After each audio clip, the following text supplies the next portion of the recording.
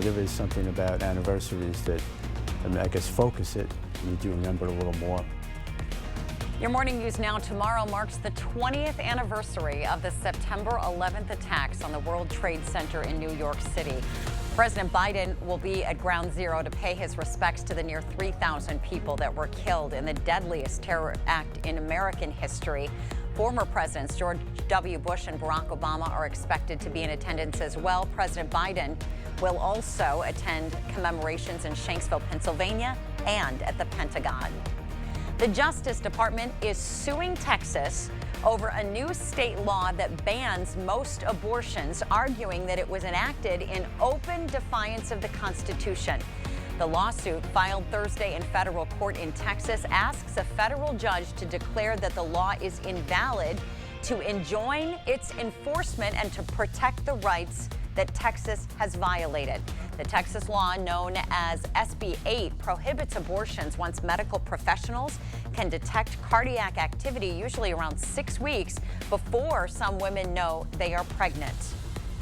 Republican Rebecca Kleefisch, who spent 8 years as lieutenant governor, has launched her campaign for governor of Wisconsin. The race is a top priority for Republicans who control the Wisconsin legislature but have been blocked by Democratic Governor Tony Evers. Governor Evers has already announced he is running for re-election. Under a Republican governor, Democrats would not have the votes to stop the GOP agenda. A federal judge has sentenced a Madison man to 5 years in prison for trying to burn down a jewelry store during a police brutality protest last year. A grand jury charged Willie Tremaine Johnson with 2 counts of attempted arson in October.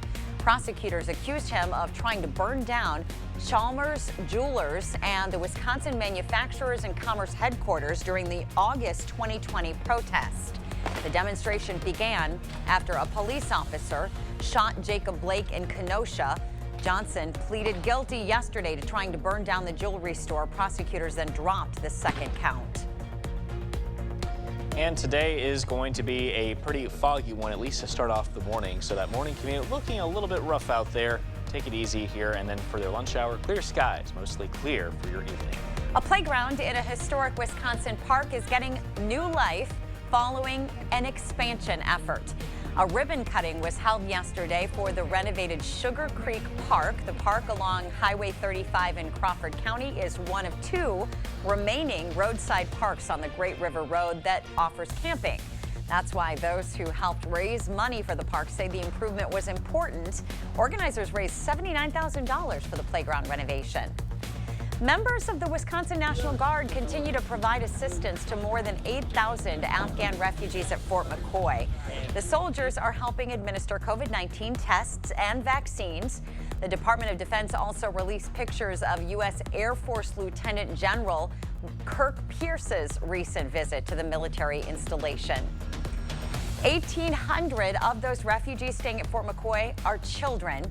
Students in La Crosse are coming together today to help by collecting donations. Items most in need include summer and fall seasonal clothing, blankets, and toys. And donated items can be new or like new, but should be age appropriate for newborns up to 18 years old. And money will also be accepted. There is a drive happening today. It starts at 7:45 this morning at Northside Elementary. You can drop off items at the school office. Also happening today, the Villa Louis Carriage Classic gets underway in Prairie du Chien. The annual event features competitive carriage driving in arena and obstacle classes. It runs through Sunday. And we're looking at a pretty warm afternoon tomorrow. Highs into the upper 80s to low 90s. Cold front is moving in. That will help cool us into the 70s starting on Sunday. Thank you so much for sharing your morning with us. We hope you have a great weekend, and we will look forward to seeing you right back here on Monday.